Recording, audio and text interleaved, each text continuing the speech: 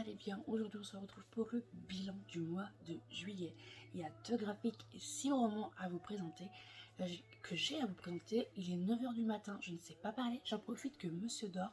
Donc si vous entendez un bruit de fond, c'est que j'ai mis la télé pour pas qu'il m'entende. Si vous entendez quelqu'un se frotter un peu partout sur son tapis, c'est mon chien qui décide de se prendre pour Balou, alors qu'il ne l'est pas. Et du coup, ouais, voilà, du coup on va commencer avec le premier tome des Totally Spies, Chapeau Mademoiselle, où on va suivre bien sûr Sam, Clover et Alex dans leur vie, et ils ont avoir pour mission de trouver comment certaines femmes se font espionner. Voilà, et c'est le premier tome, c'est Chapeau Mademoiselle. On reste vraiment dans les traits du dessin animé, donc ça c'est plutôt, ça c'est sympa. Moi j'aime beaucoup l'idée. Du coup voilà, et je pense me faire la collection parce que j'ai bien aimé. Ensuite, j'ai lu Comment Rayana a survécu au manoir Wingnack de Michael Weil. Oui, publié chez Cotoon. Je vais essayer de vous montrer une planche. Ça, c'est Rayana. Et j'aimerais vous montrer... Là, c'est le duc de Wingnack. En gros, dans cette histoire, nous allons suivre Rayana. Mais Rayana n'est pas un personnage comme les autres, car en fait, c'est l'histoire d'une jeune femme, je ne sais plus comment elle s'appelle, qui s'est réincarnée en personnage d'un best-seller qui s'appelle L'affaire de l'ami assassiné. Du coup, cette jeune femme qui a lu le livre, elle sait très bien qu'elle va se faire assassiner dans l'histoire, et elle va avoir l'idée de prendre le duc de Wingnack sous son aile, enfin, moitié sous son aile, on va dire, pour se protéger. Mais il paraît qu'il est pas si gentil qu'on croit. Donc, honnêtement, j'ai bien aimé, j'ai adoré les dessins, l'histoire est sympa, j'ai hâte que de lire le tome 2 qui sort courant août, le 14 août je crois, un truc dans le genre, donc j'ai hâte de me le lire. Donc voilà, je vous recommande ce petit manga qui est sympa. On part cette fois-ci en roman, et je peux vous dire que ce mois-ci j'ai lu 1-2 romances, mais pas plus, c'est beaucoup de fantaisie, donc je vous dis qu'au mois d'août je carbure niveau romance. J'ai lu déjà mon coup de cœur du mois, qui est L'indifférence de l'eau qui dort de Valentine Stergam, publié chez Charleston. Ici, pour ceux qui ne savent pas déjà, Valentine Stergam est aussi connue sous le nom d'auteur de Valentine Lalande. Et incroyable. Comment dire, ici nous allons suivre Faustine qui était enceinte jusqu'aux yeux et qui a dû partir de chez elle. Elle va débarquer en Normandie, elle va trouver une maison pas très correcte, quoi. C'est un toit, mais c'est pas la maison qu'elle rêve. C'est une bonne maison qui doit être très bien rénovée. Et elle va devenir un peu amie avec son voisin Georges, qui est beaucoup plus vieux qu'elle, qui pourrait être son père. Et elle va accoucher, elle va faire sa vie en Normandie. Et Tristan va avoir un lien très particulier avec Georges, un peu un lien petit-fils grand-père. Et ce qui va se passer, c'est qu'un jour, Georges malheureusement va mourir. Déjà, c'est hyper triste. Et ce qui est encore plus triste, c'est que Faustine et Tristan vont remarquer que durant la cérémonie, parce que du coup il se fait incinérer, du coup durant la cérémonie, ils sont que tous les deux pour rendre hommage à Georges. Et elle comprend pas pourquoi cet homme qui était considéré comme solitaire mais qui était absolument merveilleux se retrouve tout seul pendant la cérémonie. Du coup, elle va avoir l'idée de fouiller un peu dans la maison de Georges et d'essayer de trouver des indices qui prouvent que il n'était pas réellement seul. Et c'est comme ça qu'ils vont débarquer en Angleterre. Surtout qu'aussi ils veulent trouver d'autres personnes qui connaissaient bien Georges, car la maison de Georges va être mise en héritage pour des cousins que Georges ne connaissait ni d'Ève d'Adam. C'est vraiment des membres de la famille super éloignés. Du coup, voilà, ils supportent pas ça, et c'est incroyable. Déjà, c'était incroyable. Franchement, j'ai adoré. Faustine est une mère impulsive. Je l'ai adoré. Tristan, c'est un jeune avec une âme de vieux. Les personnages en Angleterre sont pépites. Et puis Kit, oh là là, rien que ça, un ours bien mal léché. Je vous recommande de le lire sur la plage. Il est trop bien. Vraiment. Ah ouais, si, je vous le recommande. Et accrochez-vous, parce que moi, je suis passée par multiples émotions. C'est aussi il a gagné un prix. Il a gagné le prix romantique du livre, c'est ça? prix du livre romantique de 2023 et je comprends totalement. Et je vais découvrir d'autres titres de cet auteur parce que franchement, j'ai lu Si belle, si belle d'elle, ça a été un coup de cœur. Celui-là, ça a été un coup de cœur, donc on dit jamais 203. On va continuer à découvrir ça. On part cette fois-ci chez Addictive avec Je te déteste, moi non plus, de Sarah Dilem. Ici, nous allons suivre Serena, qui est une princesse, et Sébastien, qui est un prince. Et comme vous en doutez, ils vont avoir un mariage arrangé entre eux. Voilà. Alors en gros, c'est ça. Sauf que Serena va tout faire, mais absolument tout faire pour que Sébastien lui dise non. Sauf que Sébastien, il n'est pas là que pour le mariage, il est là aussi pour d'autres raisons pas très positives. Et il y a toute une histoire et tout. C'était trop bien. Franchement, j'ai adoré. Ça se dévore comme il n'y a pas. Je l'ai lu en 2 jours. Les chapitres sont très très courts. Ils font 3 pages minimum. 5 pages max, je dirais. Je sais plus, un truc dans le genre. Mais ils sont vraiment très très courts. Et ça se lit super bien. Il y a énormément de références que j'ai adorées. Surtout Hannah Montana. On sait, je suis une fan d'Hannah Montana. Je l'étais toujours été. Je peux encore regarder la série maintenant. Mais quand j'ai Hannah Montana, sa meilleure amie qui lui dit t'as qu'à te prendre pour Hannah Montana, je spoil pas, hein, c'est vraiment au début. Je me suis dit ah ouais, ah oui, oui, oui, ah oui, totalement oui, oui, oui, oui, je prends. Et après, vous avez des références à Marvel, car la meilleure amie de Serena confond Spider-Man avec Ant-Man. Voilà, elle confond absolument Hulk, pour elle, c'est Thor. Donc voilà, du coup, elle confond vraiment tout le monde et c'est extrêmement drôle. Du coup, les personnages principaux, au début, ils ont 2 facettes en fait. Ils ont une facette vraiment exécrable où ils se prennent vraiment, vraiment, on peut que les détester. Et de l'autre, on a leur vrai visage quand ils sont seuls avec leur meilleur ami et qu'on voit vraiment leur facette, leur vraie facette. Et c'est incroyable comment un rôle dans la société peut nous faire complètement changer. C'était incroyable. Je recommande ce roman, je ne l'ai pas vu passer vraiment. J'avais commandé de base à mon espace culturel Leclerc parce que je l'avais vu sur Instagram et genre je me dis mais Addictive normalement c'est en librairie donc. Et même la libraire n'en avait pas entendu parler. Du coup je lui avais commandé, malheureusement c'était tellement long que je l'ai acheté sur Vinted et je le garde parce que franchement j'ai adoré ma lecture, vraiment adoré. Excellente lecture. Vous voulez une lecture sans prise de tête, prenez celui-là. On part cette fois-ci sur un livre qui voyage et en fait j'ai lu Forte même lorsqu'on l'oublie de Maria Gidoire.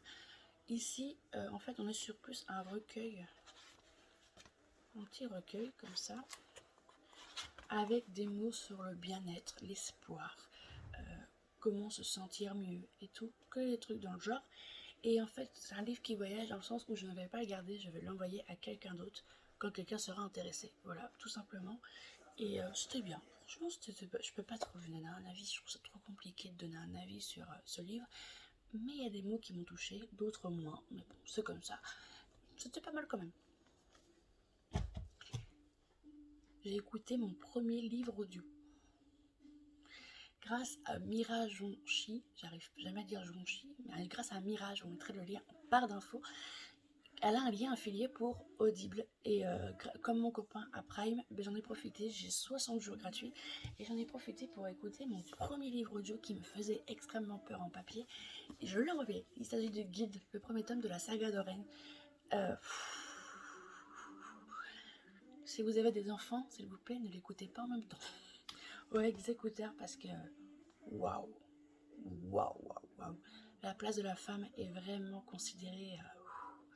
C'est dur, vraiment dur dans le sens où les femmes sont un peu enfin c'est même pas un peu, elles sont des objets sexuels pour Midas, c'est des pouliches, clairement, c'est le nom donné.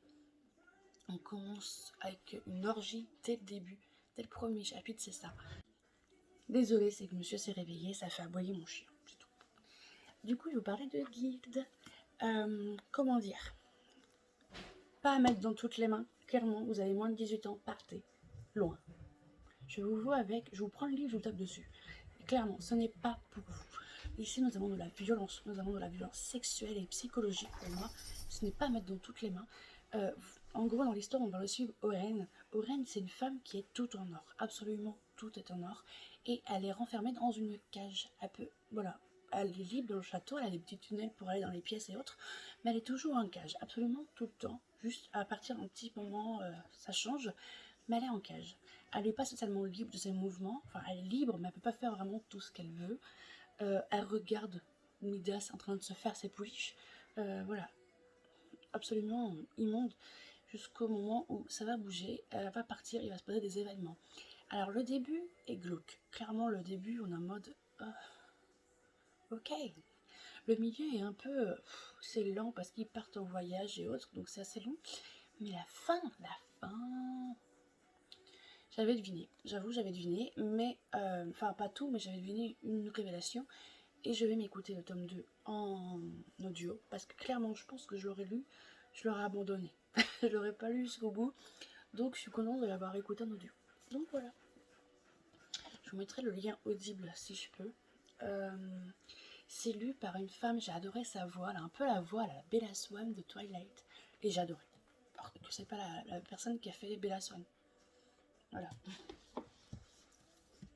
On continue avec ce bébé.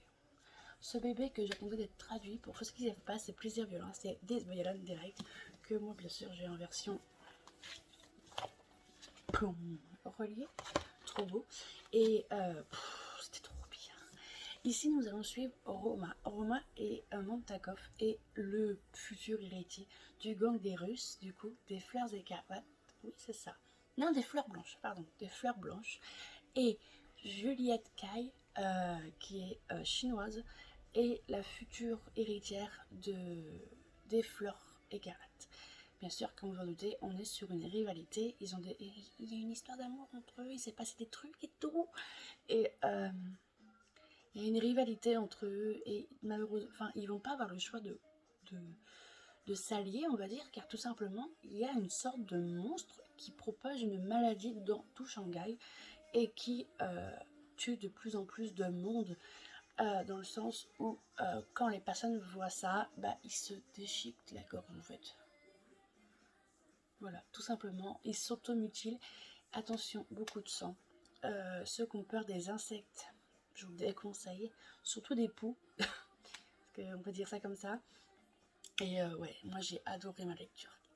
Adoré. Et Roma et Juliette, j'ai trop hâte d'avoir la suite, vraiment trop hâte, c'était trop bien. Puis l'objet livre en lui-même il est trop beau, mais j'ai vraiment adoré, mais un truc de fou, hein. Franchement, quand ils annonçaient qu'il y avait la traduction, déjà je l'ai réservé, quand j'ai vu qu'il y avait une lecture commune dessus, je l'ai lu direct, et franchement j'ai mis plus longtemps que la lecture commune parce que c'est de la fantasy, moi il me faut du temps, mais j'ai adoré. Et faites pas comme moi, il y a un glossaire à la fin pour les noms, tout ce qui est chinois, russe, parce que moi je les lisais comme ça. Et je me dis, mais ça veut dire quoi ça? Et du coup, quand j'allais à la fin, je me dis, ah ok, ça veut dire ça, parce que voilà, je croyais que je parlais chinois, mais pas du tout. Mais c'était trop bien. On continue avec un auto-édité, c'est le premier tome de Fae de Sel et de Sang, du coup la dernière couronne de Eulalie Lombarde, que j'ai lu et que j'ai adoré aussi, mais adoré. Au début, on va suivre Nisalia. Nisalia, elle est promise à un prince de son royaume. Mais par contre, elle n'avait pas du style aristocratie, non. Elle est en mode, je veux aller me battre, je veux aller au front, je veux défendre mon peuple. Et malheureusement, en allant au front, elle va se faire enlever. Enlever par le peuple, pas le peuple, l'Empire. L'Empire qui est un peu gouverné par le prince de sang, alias Mike. Oh, Mike. Ah ouais, j'adorais ce personnage. Adoré. Nisalia au début, on peut pas l'avoir. Clairement, j'ai pas aimé Nisalia au début parce qu'elle était en mode je suis plus forte que vous. Je me la pète plus haut que mes fesses et j'ai pas aimé son personnage, mais le fait qu'elle se fait enlever, son comportement va évoluer et c'est mieux, beaucoup mieux pour moi, et j'ai adoré Mike. Puis la fin, du coup, hâte d'être en 2024 pour m'acheter le deuxième tome. Hâte. Mais c'était trop bien, franchement j'ai adoré. J'ai l'impression de vous faire des avis très rapides. C'était vraiment une excellente lecture, ça se lit bien en plus, l'objet livre est beau. Moi j'ai la version brochée, mais il existe en collector. Ça c'est les entêtes de chapitre avec de l'eau, il y a un rapport. Et vraiment on sait... Ah oui, j'ai oublié de vous dire que Nisalia est une faille pur sang. Enfin, pur sang, vraiment, c'est une faille faillée. C'est pas genre dans beaucoup de livres où c'est une faille mi-humaine, mi-faille. Mais là, c'est vraiment une faille faillée et elle a un caractère. Faut l'aimer. Et on termine avec la surprise. Mais vraiment ma surprise, parce que en fait, j'organise des lectures communes sur Instagram et c'est ce livre qui a gagné. Donc moi, je choisis pas, c'est mes abonnés qui votent. D'ailleurs, si vous n'êtes toujours pas abonné à mon compte Instagram, c'est en barre d'infos. Et en gros, c'est les abonnés qui votent pour la lecture commune du mois. Et ils avaient voté pour 6 couronnes écarlates que je n'avais pas prévu d'acheter, que je n'avais pas prévu de lire. Voilà, j'avais pas prévu. Et j'ai adoré, mais adoré ma lecture. Pareil que pour la dernière couronne, Shuri, au début, je pouvais pas me la voir. Clairement, je la trouvais immature, insupportable. C'était pas possible. Et déjà, si je vous faisais un résumé, ce serait encore beaucoup mieux. Si je faisais les choses dans l'ordre. Ben oui. Ici, nous avons su, du coup, Shuri. Shuri, qui est une princesse de Kiata. C'est ça. En gros, l'empereur de Kiata a 6 fils et une fille. Et qui s'appelle Shuri. Et en fait, un jour, pour échapper un peu à son mariage arrangé avec quelqu'un du royaume du Nord, elle va aller se jeter dans le lac. Je ne vais pas tout vous raconter de ce qui s'est passé dans le lac, mais c'est pareil certaines choses. Et événement sur événement, la belle-mère de Shuri va décider de lui jeter une malédiction et de lui mettre un bol sur la tête, jusqu'à peu près là, quoi, pour pas qu'on la reconnaisse, et de transformer ses 6 frères en grues. Ce qu'on sait aussi sur Shuri, c'est qu'elle a de la magie, car elle a donné vie à un origami en forme de grue qui s'appelle Kiki et que j'ai adoré. Comme je vous disais au début, Shuri, je ne pouvais pas me la voir. Elle était chiante, elle était immature, elle était... Voilà, moi je la supportais clairement pas, mais pareil, au moment où la malédiction arrive, où il lui arrive, où elle est carrément balancée, elle est partie loin, elle est rendue au royaume du Nord, et bah son évolution change, elle n'a pas le choix. Ce que j'ai oublié de vous dire, c'est que si elle prononce un seul mot, ses frères meurent. C'est trop bien. Un mot, un frère. En gros, c'est ça. Et au début, en fait, j'avais peur parce que je me dis, mais ça n'a pas le droit de parler en soi. Bah, on se dit que il n'y a pas de dialogue, ça va être que de la description. Vraiment, ça peut être long et pas du tout. Parce qu'en fait, elle peut communiquer par la pensée avec son petit oiseau. C'est très bizarre comme phrase, mais voilà. Elle peut vraiment communiquer avec son oiseau par la pensée et c'est ça qui rend le récit vraiment génial, absolument incroyable. Et Kiki est drôle, pleine de sarcasme. Oh là là, j'ai adoré. Bien sûr, j'ai deviné le pourquoi, enfin le pourquoi du comment. Non, la personne, la vraie coupable en gros.